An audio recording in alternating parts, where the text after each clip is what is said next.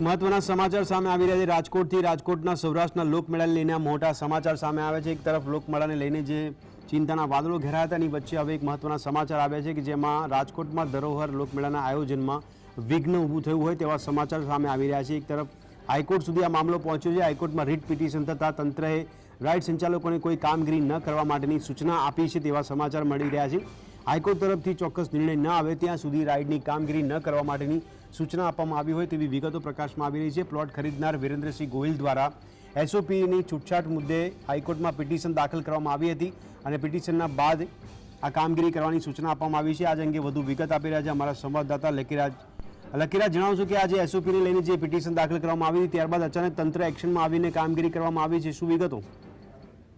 ઘણા સમયથી રાજકોટનો લોકમેળો છે તે વિવાદમાં છે, તે રહ્યો છે। તો વધુ એક વિવાદ છે તે વકર્યો છે।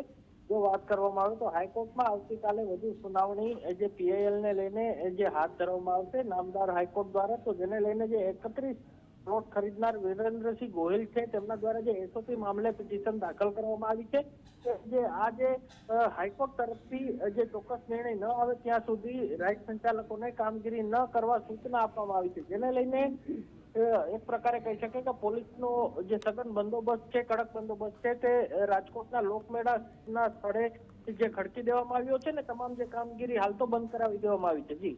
જી લકીરાજ, ધન્યવાદ।